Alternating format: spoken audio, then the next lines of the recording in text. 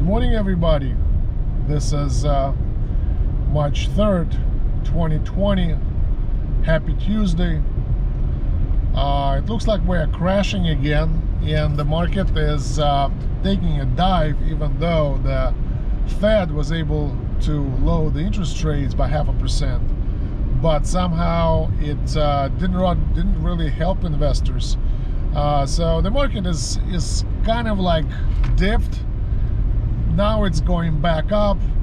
So investors are kind of like on edge. They're not sure what to do, because you could buy the market today and experience 1,200 point gain, the highest ever recorded on the stock market. And next day the stock market would be 1,000 points down because of additional fear that the economy is actually will suffer from coronavirus. And you could see how the Fed is rushing to the help of the stock market by lowering the interest rate and making money kind of cheaper for borrowers and businesses.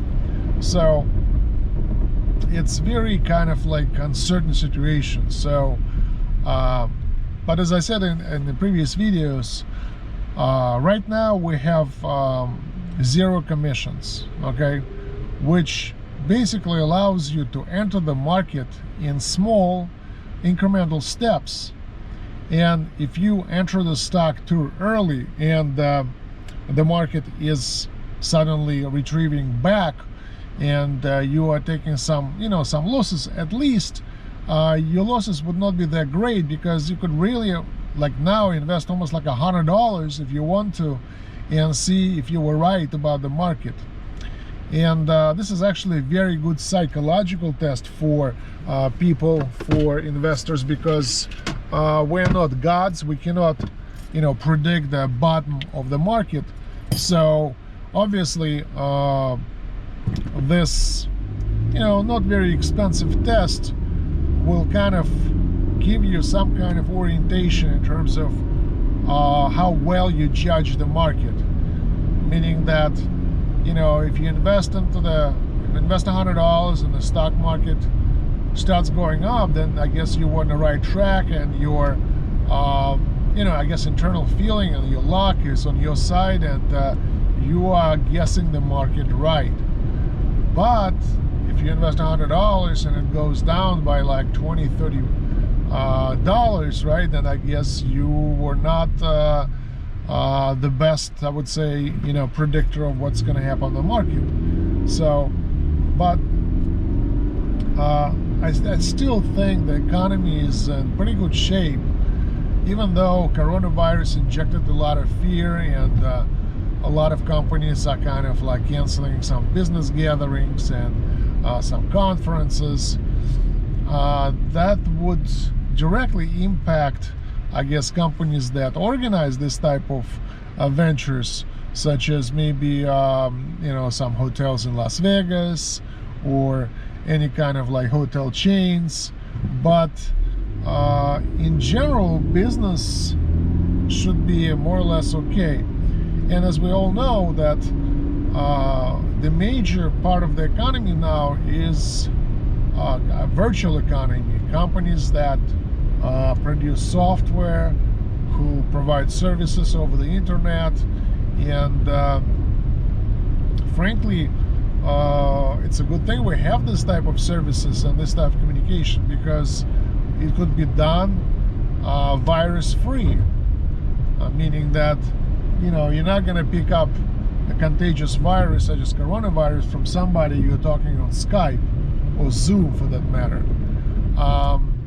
Also, if there's a lot of people, I just read this morning that Twitter asked the employees to work from home nowadays, meaning that they will be telecommuting to the office using like Skype, Slack, Zoom to run virtual meetings, to communicate their ideas, deliver their documents, discuss issues.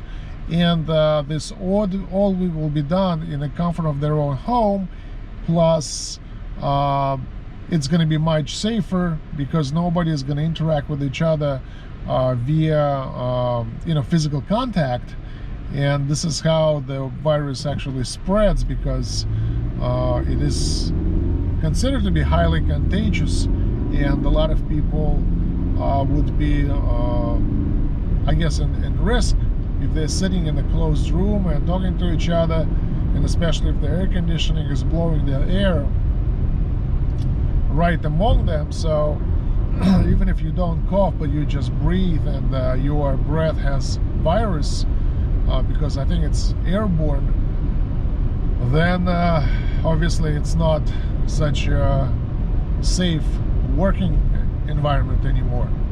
So some of these companies actually would be striving, the one that provide this type of communications, and I'm actually considering like AT&T, Verizon, T-Mobile, because the cell phone companies provide mobile communication, and I think these services would be utilized a lot more, because imagine before business people were flying to their meetings because it was an adventure, it was kind of like entertaining and exciting, and then you could talk to your customers or your clients face to face, and kind of like understand and feel their pain, and or present your brand new solutions. But first of all, now to get there you need to take a plane, and the plane is a high risk area nowadays, because if you go there and somebody has a coronavirus and you breathe the same air with that person for extended period of time, such as 2-3 hours while you're flying, obviously your risk of picking up coronavirus increased dramatically. So a lot of business people probably are canceling their travel plans. I know like Microsoft and I think Google, they all put restrictions on employee travel because they just don't want to risk their lives. So I would say that there are certain companies, such as leisure companies, airline companies, maybe public transportation companies such as Amtrak, they would suffer on the stock market, because their services now are high risk for spreading coronavirus. But telecommunications, software, computer companies, all kinds of internet-based services, I think they would be striving. And the interesting thing is that the supermarkets now offer